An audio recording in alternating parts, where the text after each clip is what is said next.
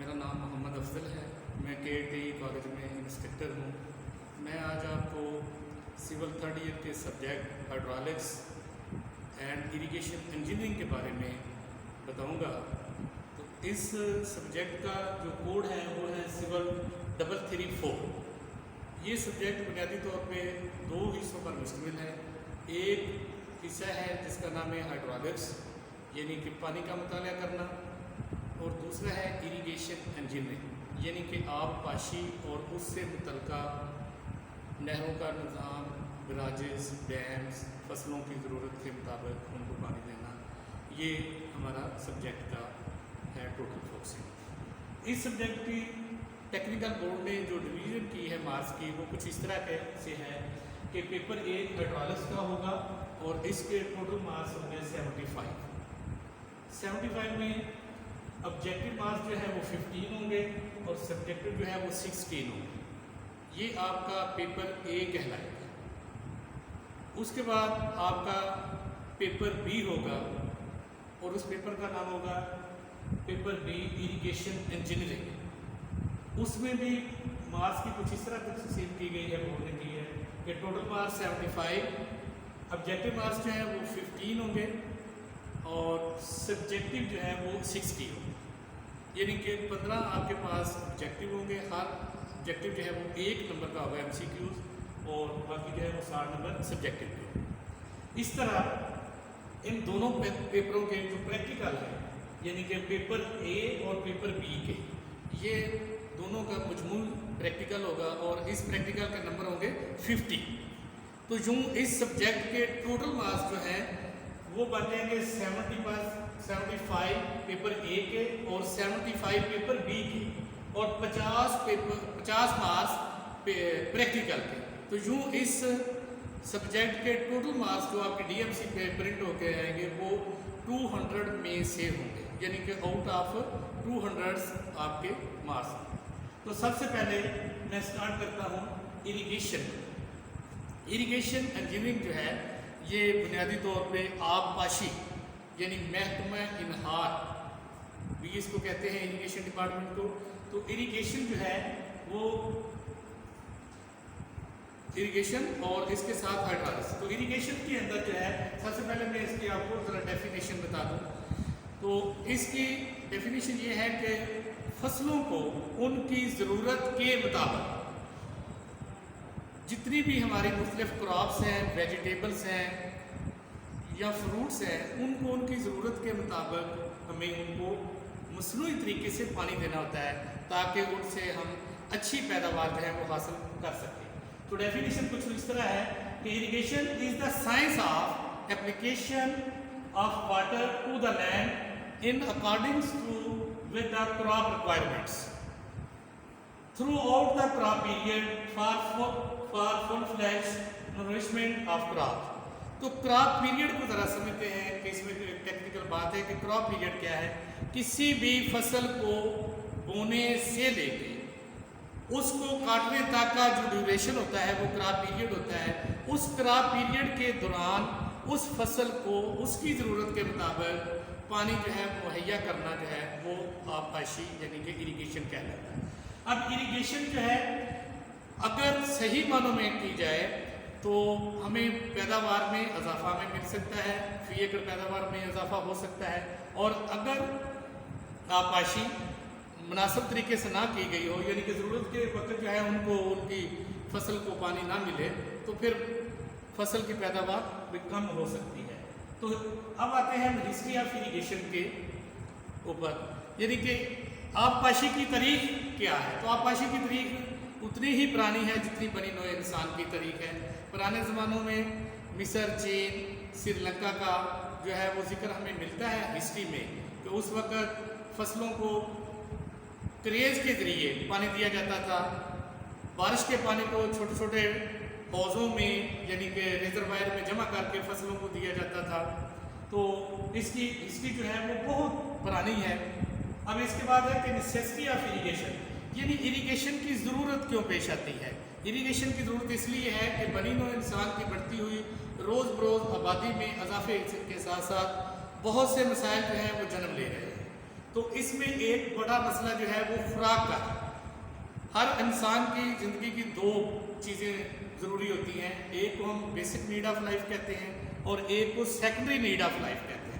Basic need of life وہ چیزیں ہوتی ہیں جن کے بغیر انسانی زندگی جو ہے اس کا گزارا جو ہے وہ نہیں چل سکتا، یعنی کہ وہ زندگی کا پہیہ رواں دواں نہیں رکھ سکتے۔ تو بیسک نیڈ میں انسان کی خوراک ہے، اس کا لباس ہے، پینے کا پانی ہے، اس کی صحت ہے، رہنے کے لیے گھر ہے، یہ تمام basic need of life. Secondary need of life وہ چیزیں ہوتی ہیں کہ اگر ہوں تو زندگی مزید جو ہے وہ بہتر ہو سکتی ہے، اور اگر وہ چیزیں نہ ہوں تو ان کے بغیر بھی زندگی کا پہیہ چلتا رہتا ہے۔ اب ایک شخص جو ہے وہ کھانے کے بغیر زندہ نہیں رہ سکتا، یہ اس کی بیسک نیڈ ہے۔ اگر وہ گھڑی نہیں باندھے گا تو اس کے بغیر اس کی زندگی چلتی رہے گی۔ تو جو سیکنڈری نیڈ آف لائف میں چیزیں آتی ہیں ان کے بغیر انسانوں کی زندگی جو ہے وہ چل سکتی ہے، لیکن بیسک نیڈ آف لائف کے بغیر نہیں چل سکتی۔ تو نیسیسٹی آف ایریگیشن جو ہے یہ بہت ہی ضروری ہے کہ بڑھتی ہوئی آبادی کی خوراک کو پورا کرنے کے لیے یہ انتہائی ضروری ہے کہ ہم اپنی جو زمینیں کاشت ہو رہی ہیں ان کی فی ایکڑ پیداوار کو جدید ٹیکنالوجی، پیسٹی سائڈ اور فرٹیلائزر کے ذریعے اور نئی ٹیکنالوجی کا استعمال کرتے ہوئے ہم اس کی گروتھ کو بڑھائیں تاکہ ہماری فی ایکڑ پیداوار جو ہے بھی وہ بڑھ سکے۔ اور اگر جو ہماری بنجر زمینیں ہیں ان کو قابل کاشت بنایا جائے، اس کے لیے لینڈ ریکلیمیشن کی جائے، نئے نئے طریقے لگائے جائیں تاکہ ہم بڑھتی ہوئی آبادی کی خوراک کو پورا کر سکیں، نہ صرف پورا کر سکیں بلکہ ہم خود کفیل ہو کے اس سے ہم بہت بڑا زر مبادلہ بھی کما سکتے ہیں۔ تو بڑھتی ہوئی آبادی کی ضروریات کو پورا کرنے کے لیے جو ہماری متر کراپس ہیں جن میں وہیٹ ہے یعنی گندم، شوگر کین ہے گنا، رائس کراپ یعنی چاول کی فصل، کاٹن یعنی کپاس کی فصل، یہ وہ تمام میجر اگرونومی ہیں جن کے بغیر کسی بھی ملک کی معیشت کا پہیہ جو ہے وہ چل نہیں سکتا۔ زراعت بنیادی طور پہ کسی بھی ملک کی ترقی میں ریڑھ کی ہڈی کی حیثیت رکھتی ہے۔ اگر ہمارا جیسے پاکستان ایک زرعی ملک ہے، اس کی 60 سے 70% آبادی جو ہے وہ دیہاتوں میں رہتی ہے اور ان کا ذریعہ آمدن جو ہے وہ کھیتی باڑی اور مال مویشی ہے، یعنی کہ ایگریکلچر فیلڈ ہے اور اسی کے ساتھ ہی لائف سٹائل ہے۔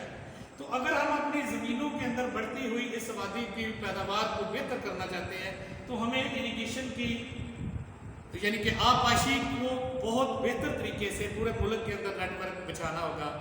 ہمارے ملک کے اندر بڑھتی ہوئی آبادی کے لیے ہمارے ملک کے اندر عام طور پہ پانی کی کمی ہے، تو ہونے والی بارشوں کا پانی جو ہے اس کو ہم ایسا طریقے سے اسٹور کر لیں، مختلف دریاؤں کے اوپر بینک بنا کے ان کو اسٹور کریں، ریزروائر بنا کے اسٹور کریں، اسمال ڈیم بنا کر ان کو پانی کو اسٹور کریں تاکہ جس وقت کسی فصل کو پانی کی ضرورت ہو تو وہاں سے جمع شدہ یعنی جو پانی ہم نے ذخیرہ کیا ہے اس ذخیرہ شدہ پانی سے ہم اپنی فصل کو پیداوار کو سراب کر سکیں اور اس سے پیداوار جو ہے وہ لے سکیں۔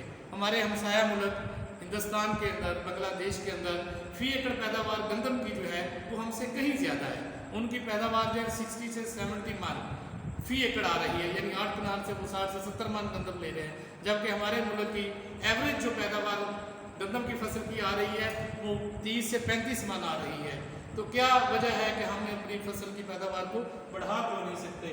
اس کی یہی وجہ ہے کہ نہ تو ہمارے پاس پانی کی وافر مقدار ہے، نہ ہمارے پاس جدید ٹیکنالوجی ہم یوز کر رہے ہیں، نہ ہی فرٹیلائزر اور پیسٹی سائڈ کا استعمال کر رہے ہیں، نہ ہی ہمارے پاس بہتر سے بہتر سیڈز ہیں۔ تو کسی بھی فصل کی بہتری کے لیے وہاں اچھی زمین کا ہونا، موسم کا اچھا ہونا اور پانی کی مناسب مقدار فصل کو ضرورت کے مطابق دینا۔ جیسے ایک انسان کھانا کھاتا ہے تو کھانے کے دوران اس کو پانی کی ضرورت پڑتی ہے تاکہ وہ جسم میں جا کر ہضم ہو سکے۔ اسی طرح پانی جو ہے وہ فصل کے لیے بھی اتنا ہی ضروری ہے کہ اگر ہم پانی جو ہے وہ فصل کو پرووائڈ کریں گے تو اس سے پیداوار ہمیں ملے گی، ادروائز ہماری پیداوار جو ہے وہ فی ایکڑ کم ہو جائے گی۔ تو اس لیے بہتر ہے کہ ہم بڑھتی ہوئی آبادی کے پیش نظر اس کی اریگیشن کے شعبے کو مزید بہتر کریں۔ اس میں ہمارے پنجاب اریگیشن ڈپارٹمنٹ ہے جس کو محکمہ انہار کہتے ہیں، جو کہ پنجاب کے اندر نہروں کے نظام کو چلاتا ہے اور کسانوں کو یعنی فارمرز کو ان کی ریکوائرمنٹ کے مطابق پانی دیتا ہے۔ تو سب سے زیادہ ہمیں اپنے ملک کے اندر डैम बनाने होंगे ताकि बारिश का पानी वो जो समुद्र की नज़र हो जाता है उसको हम कंट्रोल कर सकें। अगर हम पर अनम जो हमारा पानी ज़ाया हो रहा है, यानी 342 मिलियन एकड़ फीट एनुअल हमारे पास बारिश आती है इरसा की रिपोर्ट के मुताबिक। इरसा एक डिपार्टमेंट है जो कि कंट्रोल करता है IRSA, इरसा Indus river system authority, जो कि पूरे मुल्क के अंदर पानी की तकसीम, उसकी पैदावार, उसको ज़ख़ीरा करने का ज़िम्मेदार है। उनके मुताबिक हमारा पानी जो है तकरीबन 300 मिलियन एकड़ फीट से भी ज़्यादा पानी जो है वो हर साल समुद्र की नज़र हो रहा है। तो जब तक हम पानी, बारिश के पानी को ज़ख़ीरा करने के लिए बेहतर से बेहतर फार्मूलों से पानी को नहीं स्टोर कर सकेंगे तो हमारी पैदावार जो है वो नहीं बढ़ेगी। उसके बाद आता है स्कोप ऑफ इरीगेशन। इरीगेशन का ही सबसे बड़ा स्कोप है। अब देखें, जो चीज़ आप पहनते हैं, जो चीज़ आप खाते हैं, जिस पे आप सोते हैं, वो तमाम की तमाम ज़मीन से अल्लाह पाक ने पैदा की हुई है। मिसाल के तौर पर आपने कपड़े पहने हुए हैं तो ये कॉटन ज़मीन में लगी। आप एक बेड पे सोए हुए हैं तो एक दरख्त जो है वो ज़मीन पे अल्लाह पाक ने उगाया है। हम खुराक खाते हैं, रोटी खाते हैं, ब्रेड खाते हैं, वो अल्लाह पाक ने फसल में रखी हुई है। तो लिहाजा अगर हम अपनी बढ़ती हुई आबादी की ज़रूरत को पूरा करने के लिए अगर पानी को कंट्रोल करेंगे तो फिर हमारी पैदावार बढ़ जाएगी और इससे ये होगा कि बढ़ती हुई आबादी की ज़रूरियात को पूरा करेंगे, ना हम पूरा करेंगे बल्कि हम दूसरे ममालिक में अपनी अजनास को भेज के बहुत बड़ा ज़र मुबादला भी कमा सकते हैं। शुक्रिया जी।